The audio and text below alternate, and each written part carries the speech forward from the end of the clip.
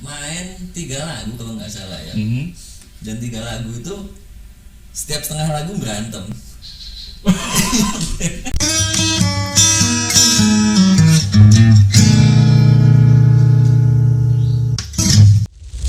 Oke, saya kedatangan adikku, namanya Awan Abu Nadi. Iya, Mas Bu. Wan, berapa kali Mas Bu undang? Rupanya baru kali ini Awan bisa penuhin undangan itu. Betul, karena kebetulan Punya produk sendiri ya. sama biar kelihatan sibuk aja Mas Bu. Biar kelihatan sibuk ya. Kelihatan sibuk. Enggak sih, sebenarnya emang kemarin tuh setiap mau kesini ya kebetulan Ada jadwal yang ada sama. jadwal yang sama. Dan ini tadi sengaja Mas Bu, Kosongin seluruh schedule. sengaja kesini dan kesasar. udah lama banget Mas Bu. Aku terakhir kesini tuh Berapa kapan ya? tahun ya? Berapa tahun yang lalu? Udah lama banget. Sebentar, waktu Awan wawancarain Masku soal klub mobil itu Itu pun kan nggak di rumah Mas. nggak di rumah kan? Di rumah. Di Mie Aceh. Mie Aceh. Mie Aceh. Itu pun tahun berapa? Iya. 2015 atau 14 gitu ya? Iya, makanya udah 4 atau 5 tahun. tahun yang lalu. Nah, sebelum itu pun berapa tahun nggak belum kesini juga kan? Iya. Pas Oke. udah- Jadi Awan pas kesini inget nggak terakhir urusannya apa? aku tuh kalau nggak salah Mas Bu ya, itu datang ke pas mau syukuran Mas Bu. Ada acara Mas Bu lagi jalan lagi kegiatan, Mhm. malam ada syukuran, aku kesini sama Babe sama Mami kalau nggak salah. Iya. Apa gitu, mau jalan event apa gitu Mas Bu? Oh gitu ya. Heeh. Mau kick off kalau nggak salah ya. Kick off itu memulai Iya. sebuah tour panjang. Betul. Kayak gitu ya. Kalau nggak salah sih itu ya, yang maksudnya Padahal itu baru pertama kali itu, yang sebelum-sebelumnya. tapi yang menarik Mas Bu ya, aku ya dulu kan sempat kehadiran, ini flashback nggak apa-apa Mas Oh, Bu? waduh, asik. Kehadiran Mr. O pada waktu itu IO kita. betul, Oke. itu sangat inilah ya. Apa Pak, arti Mr. O bagi seorang Awan atau seorang musisi? Ini menurut aku pribadi aja Mas Bu ya, Mhm. maksudnya yang pernah ada di bagian situ juga gitu. Jadi itu kayak representasi bahwa band yang udah oke gitu, itu yang udah main di acaranya. Ya. Oh, begitu. Jadi dulu kan Blueberry ya yang kayaknya yang paling sering ya dulu ya. Enggak juga. Blueberry malah nggak terlalu. Oh, Yang sering itu Shalon Sky. iya betul, dari mulai X-Mile, Noise, terus Shalon Sky paling sering Iya, sebenarnya. iya. Karena Masku sendiri cukup ngefans dengan colornya, oh, cukup ngefans. iya Jadi betul. wajar kalau ini asik deh. Ya, Iya. gitu. Nah terus Terus sampai ada kesempatan bisa gabung karena pas itu kebetulan mungkin kebetulan bandnya netral dan band pembukanya mungkin Mas Bu cari band Punk. gitu ya. Pas itu Azi Mas Bu ngawarin Azi. itu pertama ya? Pertama. Azi bilang, "Wan, mau nggak main di ini gitu di Sribawana ya pas itu acara ini Mr. O. Mr. O netral gitu." Oh. Wih mau gitu. Kirim dulu tapi profilnya gitu kalau nggak salah. Azi Iya. bilang gitu. Iya. Oke siap gitu kan. Kirim terus ya akhirnya bisa main di sini dan apa ya, maksudnya dari cek sound segala macam itu, jadi aku itu pas itu pagi sama anak-anak kesana Udah dari pagi. pagi tuh berangkat itu pinjem mobil gitu kan. Terus ke bagian Jacksonnya sore lagi. Cek sound itu siang Mas. Siang. Betul. Karena kalau nggak salah kan band pembukanya ada 1-2 ya, nggak lupa. Ada lokal band ada. Nah iya kan setelah itu sebelum netral. Sebelum netral siapa? Oh sebelum netral kalau salah ada Salon juga, Salon Sky juga. Kalau nggak salah gitu Ada. lah. Pokoknya aku di tengah-tengah gitu sebelum ini. Dan yang menarik pada waktu itu Mas Bu, jadi main 3 lagu kalau nggak salah ya. Dan 3 lagu itu setiap setengah lagu berantem. audiensnya. Audiensnya. Masya Allah. Iya, mungkin aku nggak perhatiin. Oh iya? Iya, jadi padahal lagunya lagu punk kan pendek-pendek Mas Bu ya. Setengah lagu berantem, oke, lanjut lagu kedua gitu. Setelah selesai berantemnya, lagu kedua, gitu lagi Mas Bu. Sampai 3, jadi main 3 lagu itu nggak ada yang mutus, saya ingat gue. Perkara. Jadi 3 lagu satu lagu nggak ada yang full. Nggak ada yang full. Gitu. Nah, terus Pak? Nah, ya setelah era itu era Getting Wet ya Mas ya, zaman Judul itu nama band Getting Wet. Getting Wet. Nah, kenapa Awan punya pemikiran bahwa kalau sudah main di situ band yang cukup oke? Ya karena pada waktu itu. Tapi sebenarnya iya. Ya, pendapat dari Awan sendiri? Karena gimana ya? Maksudnya pada waktu itu band itu kan contoh-contoh band bagus ada beberapa gitu ya Mas ya. Maksudnya yang bagus menurutku ya, menurut pendapat pribadi gitu. Dan itu semuanya udah pernah main di situ gitu loh. Oh iya. Kayak tadi itu Savanska ya, ada Fangkostrat, terus beberapa band-band juga gitu. Dan pada waktu itu juga kan itu yang artinya IO yang paling intens mendatangkan band-band besar yang lagi hits secara nasional ya. Memang itu drive-nya dari brand sponsor pada saat itu memang seperti itu. Tetapi kalau mengenai kalau sudah main di Mr. O itu adalah band bagus, ya satu itu sebenarnya permasalahannya ini adalah suguhan hiburan, entertain. Tetapi kalau band itu masih belajar, pasti noise ke kuping yang nggak nyaman ditonton. Unsur entertainnya hilang di situ, bener nggak? Nah, itu sebenarnya pertimbangannya Mas Bu. Yang kedua juga kita juga pada saat belum tahu band itu, minimal band itu dikelola dengan baik. Aku makanya minta profil.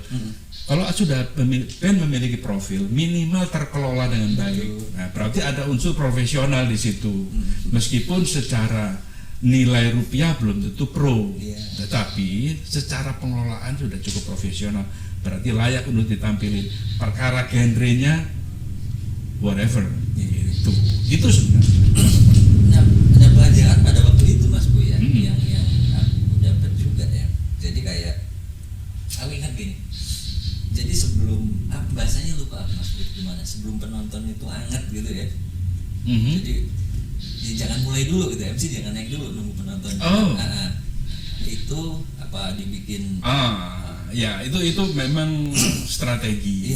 Strategi yang belum tentu dimiliki oleh semua IO.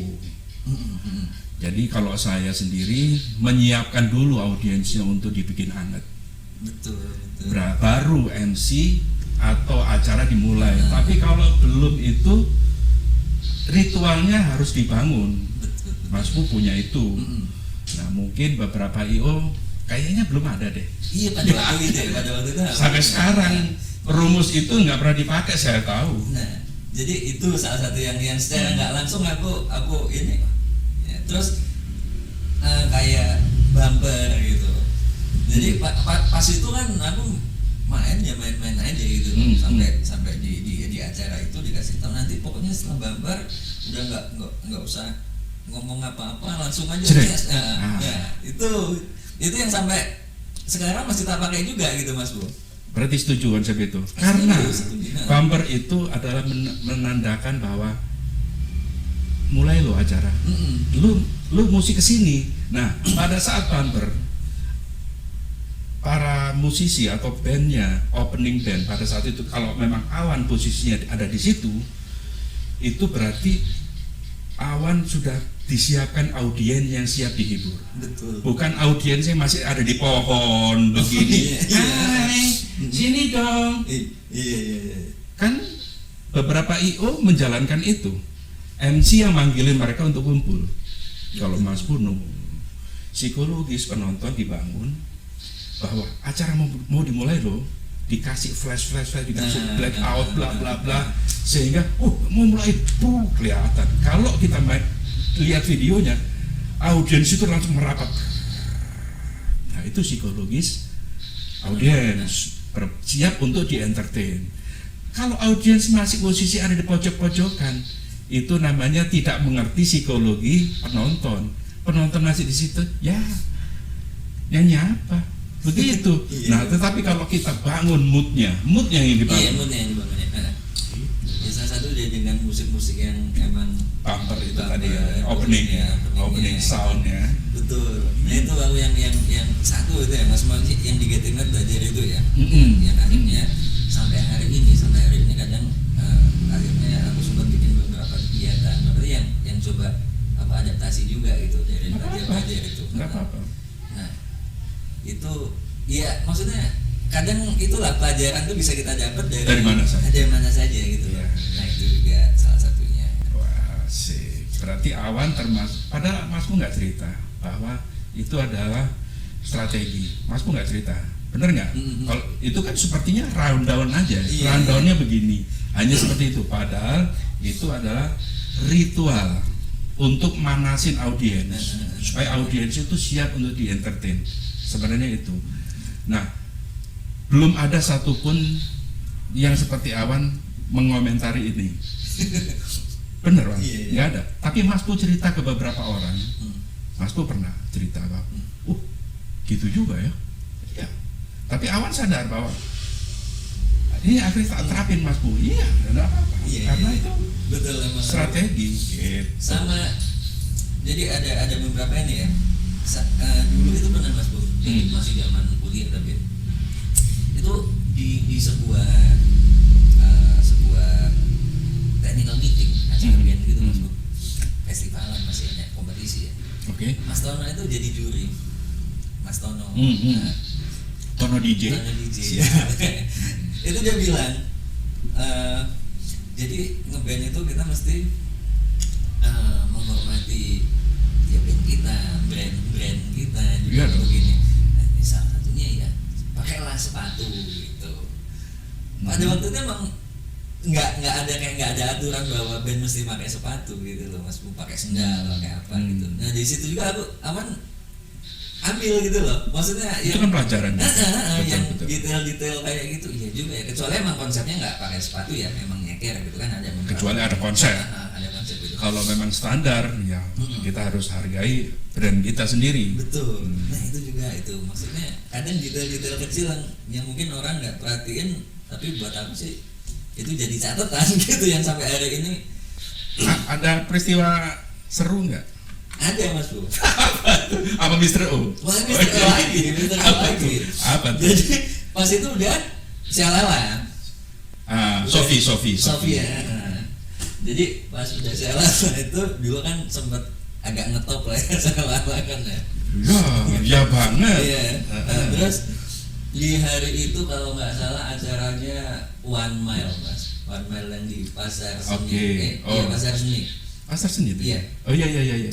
Oh, tribute to indie. Iya betul. Iya. Pokoknya pas itu yang seingatku yang main Sialala, Napoleon. 3 hari itu. Iya. Salon bukan? Bukan ini. Van Gogh sama Blueberry. Oke. Nah, jadi aku hari itu 2 Mas manggung itu Mas. Siang di Al Kausar. Malamnya di situ. Nah, dan itu Sialala dijadwalkan main pertama kan ya. Nah, terus karena aku merasa udah dekat sama Mas Bu sama Cece gitu kan ya udah apalagi dulu di OS juga sering kerja sama sering ini gitu. Nah, ya udah santai aja lah gitu kan. Dijadwalkan pada waktu itu jam 6 atau jam 6.15 gitu harus sudah ada di venue backstage ya venue. Iya, di venue. Lah kami itu baru berangkat maghrib Mas Bu. Maghrib jam 6-an gitu lah dari Halim dari base camp. Sampai jam 7. Lah kebetulan lagi jalan itu macet Ramayana itu padat. Kan malam minggu loh masalah. Iya. Nah padat sampai Ceca atau Mas Bu tuh nelponin berkali-kali atau siapa pas itu ininya ininya lupa aku. Nah terus nelponin terus kan, iya udah jalan padahal baru mau jalan udah di Ramayana udah ini gitu. Sampai datang itu kalau nggak salah jam 7 atau jam 7 kurang atau jam segituan lah Mas Bu ya. Pede kan, bawa alat nurunin alat semuanya gitu, langsung ke backstage kan. Nah pas itu Napoleon udah mau prepare Mas Bu, belum prepare, baru si Jimmy segala macam itu baru nyiapin. Nah itu terus aku lupa Mas Bu apa CC ya kasih tahu, ini Mas Bu kayaknya, iya ini Celala nggak boleh main katanya. Kenapa katanya? Karena emang terlambat, jadi terlambat dan aturan itu yang jam sekian harus ada di venue, ternyata kami enggak gitu maksudnya. Itu sangat menyesal sekali Pak. Iya tapi nggak apa-apa Mas Bu. Nah pelajarannya, jadi teman-teman yang di Celala pada waktu itu semua menyadari gitu bahwa justru karena kita udah dekat, karena kita udah temen gitu, kita malah justru harus menghormati yang punya kegiatan ini gitu. Itu bukan soal menghormati, tetapi adalah mendisiplinkan diri pada sebuah ini kan sudah masuk aturan main nih. Ada duit atau tidak ada duit pada saat kita diundang dan bersedia. Makanya Mas Bu kan selalu giliran kamu bersedia, aku minta surat konfirmasinya, lu tanda tangan bahwa siap untuk tampil. Itu bentuk apa ya? Kan selalu di mana-mana mungkin belum enggak melakukan itu, tapi Mas Bu dengan siapapun, karena ini masuk di dalam pertanggungan jawab saya untuk ke brand. Itu bukan gak diminta oleh brand, tapi saya sendiri. Nah, itu kan selalu saya cari aman. Lu harus tanda tangan untuk kesediaan tampil. Nah, kalaupun itu nggak sesuai sama dengan apa yang ini, itu namanya udah melanggar sebuah sistem mekanismenya nih. Itu makanya nggak mungkin. Kalau kamu terlambat, saya sendiri minta MC untuk ngulur waktu supaya ini, sehingga peralihan ke band berikutnya itu soft. Nah, kalaupun kamu masuk pada saat itu, paling satu lagu jatuhnya dengan rundown yang sudah dibuat. Betul. Ini yang jadi akhirnya MC jungkir balik untuk menanggulangi itu. Tapi kalau sudah disadarin, itu memang pelajaran untuk seluruhnya, termasuk saya juga, gitu loh. Dan itu kita sempat ya mungkin karena pada masih muda, orang gitu lah ya maksudnya. Tapi wajar. Iya. Tapi di sisi lain besoknya aku nelpon ke CC itu. Maaf teman-teman ini kemarin jelasin gak lama minggu depannya atau 2 minggu setelahnya bisa main lagi ya. Iya, ini nggak ada unsuran sakit hati, nggak ada. Iya. Kamu melanggar sebuah aturan main aja, udah itu aja. Kalau memang ini, kecuali kita nggak suka dengan Celala, beda. Kalau nggak suka dengan Celala, selesai sudah, tutup buku deh. Nah, tapi ini nggak ada. Jadi karena brand yang punya kamu itu memiliki nilai jual, memiliki potensi untuk entertain, ya udah kita undang. Itu lah. Tapi itu ini Mas Bu. Gitu Iya, jadi ini juga gitu bahwa apapun acaranya gede kecil atau siapapun yang buat kegiatan, nah itu dan itu sampai hari ini akhirnya menghormati sebuah aturan main itu jauh lebih penting, bukan yang ngundang. No, yang ngundang siapapun. Kalaupun yang ngundang ternyata yang tidak profesional, ada loh. Yang ngundang itu ternyata molor waktu, yang nggak tepat waktu, banyak. Nah itu urusan lain. Yang penting kita sebagai yang diundang sesuai sama waktu. Jam berapa Mas? Jam sekian mainnya, lu di urutan kesekian. Itulah. Wah, cakep. Ngomong-ngomong, jadi itu ngomong-ngomong soal radio rumahan, bagaimana kabarnya? Iya, jadi aku sempat maksudnya akhirnya menyadari ya bahwa Bandar Lampung itu bukan kekurangan talent. Ternyata ya. Ternyata jago-jago Mas Bro. Artinya kalaupun mau kita adu sama teman-teman di Jakarta atau di Apa talent dalam apa ini? Musik? musik dong, musik. Jelas. Ya. Pada tahun itu Mas Bu masuk ke Lampung sudah wow. Iya. Apalagi Mas Bro juga kan dulu sempat aktif di band juga kan. Ya musisi deh, ya, musisi bekas.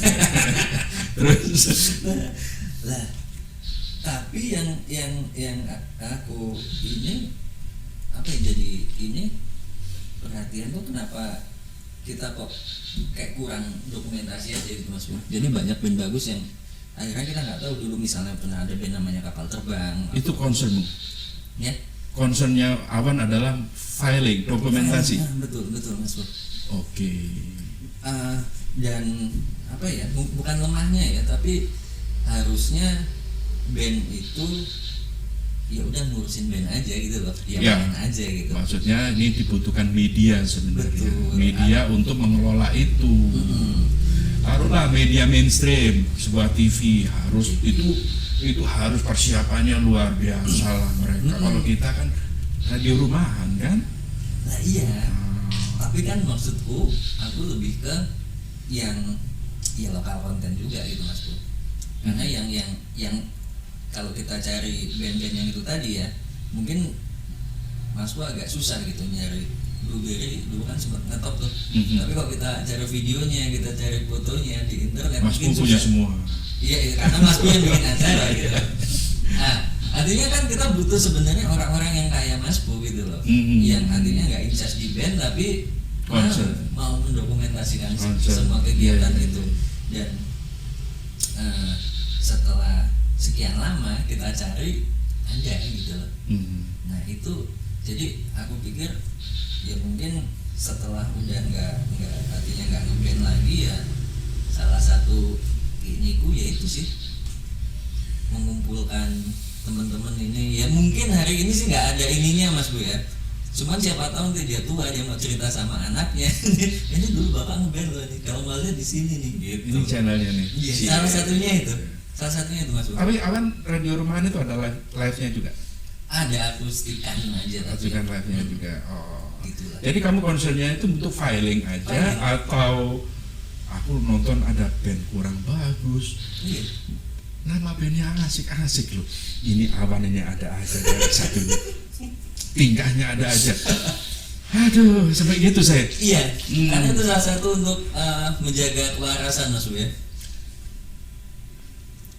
Iya. Jadi apalagi di masa sekarang ini Mas Bu ya. Saya setuju loh, Wan, pendapat kamu. Jadi podcastmu itu adalah untuk menjaga kewarasan. Menjaga kewarasan supaya kamu tetap produktif begitu. Produktif. Sama ini juga, cuman Mas nggak ketemu aja kata-kata itu. Sebenarnya ini sama. Iya. Cuman kata-kata itu nggak ketemu. Aman yang paling nemuin. Menjaga kewarasan. Jaga kewarasan Mas Bu. Masa pandemi siapa yang mau mempekerjakan kita? Maka itu Mas. Bener nggak? Dan sebenarnya banyak akhirnya orang-orang yang menemukan hobinya yang lama atau menemukan hobi baru gitu. Saya hobi baru. Karena kalau aku sebenarnya ngulik lagi jadinya Mas. Ini kamu lama karena Iya. Masku tahu pernah di OS. Iya kan? Iya, benar. Masuk pernah di radio tetapi tidak sebagai talent ya. Iya. Masku ngolah waktu itu. Nggak pernah jadi talent. Tapi Masku ngerti produksi iklan. Iya. Itu di radio itu. Pada saat Mas iklan banyak, gimana caranya? Mau nggak mau dia buka studio, panggil salah satu penyiar, gimana ngopretnya itu. Ini Mas, iniin Mas, ini kurangin ini. Wah, jadilah. Cool edit Mas ya. Yo, sampai sekarang. Masih sampai sekarang. Ya enggak. Wah. Iya, cool edit. Iya loh. Jadi itu, jadi memang ada sedikit memori tapi secara talent nggak ada kemampuan itu, tapi it's okay lah. Apa Mas? Itu. Dan kebetulan secara nggak ini Mas Bu ya, nggak, iya kayak kita naik gunung gitu Mas Bu. Kita nggak pernah tahu sebenarnya sampai kita di atas gunung itu kita nggak tahu kan, jalan aja tiba-tiba capek aja gitu dulu, oh udah di atas ya gitu. Nah, gitu pun kayak radio rumahnya itu kok ada aja gitu yang kan, mas gua sih mas wawancara gua mas. Ya,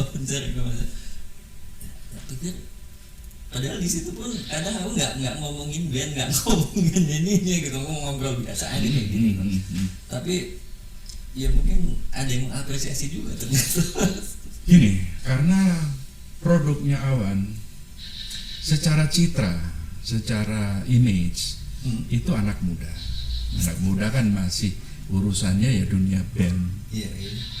Apalagi jarang banget mereka dapat panggung. Bukan hanya soal pandemi, Pak. Sebenarnya era panggung udah mulai. Oh iya mas, tapi mas Pus setuju ya mungkin pada suatu hari nanti bentuk panggung tuh nggak gitu mungkin. Maksudnya bentuk panggung itu kayak live yang. Ya saya setuju.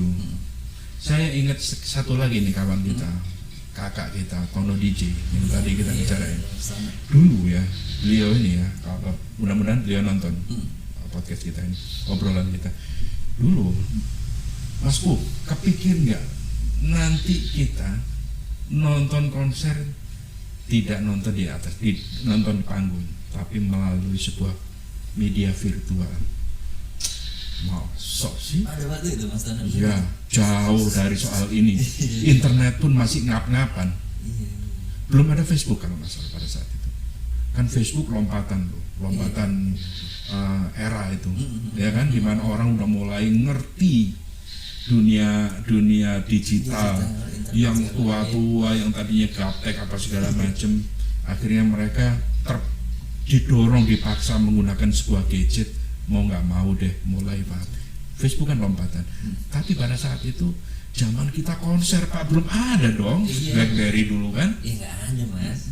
Belum lah, BlackBerry itu 2009 pada saat itu masalah. Kan kita awal-awal 2007, 2008, 2009 itu hot-hotnya kan pada saat itu. Nah, Mas Tono sudah ngomong itu. Mosok sih. Tapi beliau belum tak sentuh soal kondisi sekarang ini. Kalau ternyata nanti semuanya panggung itu berbeda, saya setuju.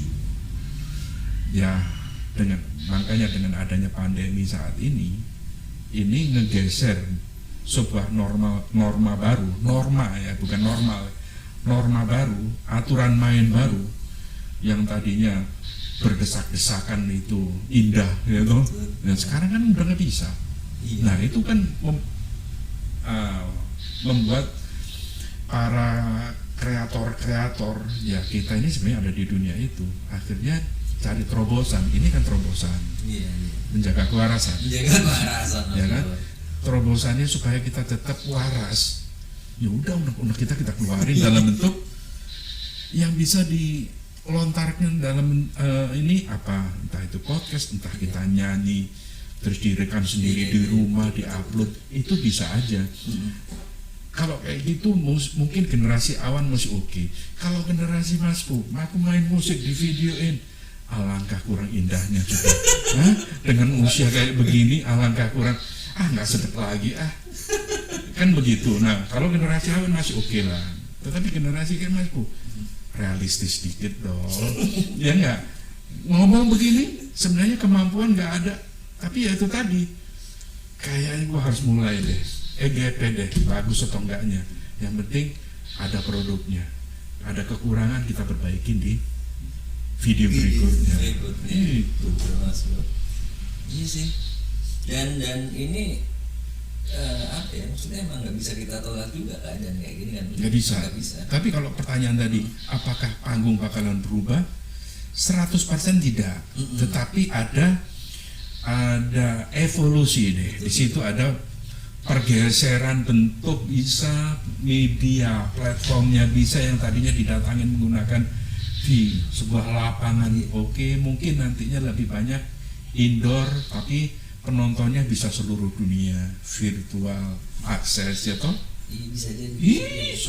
Sekarang sudah mulai sebenarnya via Zoom, via apa. Tetapi kan yang problem belum ketemu solusinya adalah kualitas audio yang masih belum bagus. Nah nanti seiring waktu nantinya ada sebuah teknologi yang udah nggak ada distorsi lagi. Semuanya udah enak, audionya sudah real. Itu Iya nanti sih. pasti ketemu. Pasti ketemu. Pasti ketemu. Mas Bro. Siapa dulu yang mereka yang selama ini ya bisa lah. Bisa jadi.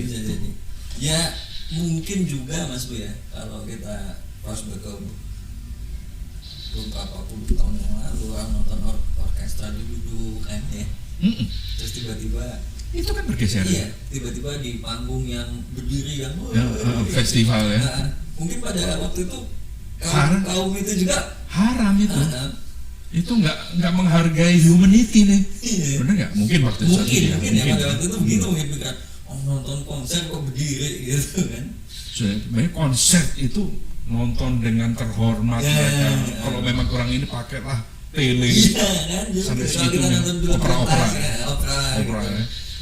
Belum lagi ada udah mulai berdiri itu ada lagi zaman yang lesehan nontonnya sambil duduk, itu kan sebenarnya apa ya, proses evolusi Mas ya. Yang lesehan ini kalau nggak salah ke arah lebih ke akustik. Akustik ya, tapi kan ya akhirnya menyesuaikan juga gitu loh. Betul. Ada beberapa hal-hal yang bisa secara langsung atau secara nggak langsung merubah gitu. Berarti karakter venue menentukan, era menentukan, Betul. teknologi ikut merubah wajah konser itu sendiri. Bisa jadi. Bener nggak? Betul Mas Bu. Nah, Gitu sih. sekarang nih Wan, setuju nggak? Musisi mulai berkurang, Hmm. musisi mulai berkurang di 2 tahun terakhir. Iya. Terus kemudian yang mulai menjamur adalah barista. Iya. Nah, itu taruhlah itu tren baru.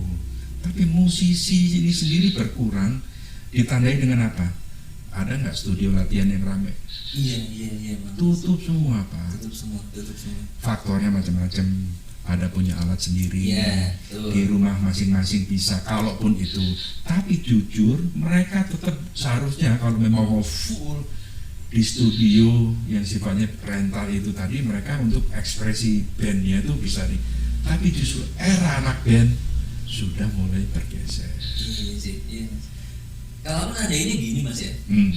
Adanya itu ya mungkin betul itu, karena ngobrol sama beberapa pelaku industri ini ya, industri Rental. ya. Nah. Itu ya emang kalau dulu itu kan paling nggak gini, sempat ada, kita ngomonginnya yang skala kecil aja, banyak Lampung aja Mas Win. Itu sempat studio itu rame terus gitu. Ada rame pas saat ada kompetisi.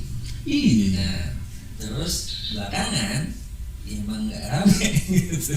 Memang salah satu faktor bikin rame adalah festival. Hmm. Festival band. Kalau udah festival band penuh dah studio tuh. Bener nggak? Iya. Sampai jadwal itu. Wow, Iya. kan? Tapi Ya. gini juga Mas Bu. Hmm. Bisa jadi emang itu ya. Sekarang alat semakin terjangkau juga. Semakin terjangkau. Tuh, dan kalau kita perhatikan semakin banyaknya tempat yang bikin live musik, tapi semuanya konsepnya itu udah akustik Mas Bro. Jarang loh ada tempat apa ya yang beneran Memang faktor itu karena yang tadi itu, yang membuat suburnya anak band itu apa sih? Produk sponsor Pak.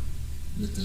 Produk sponsor lagi gandrung live music konser.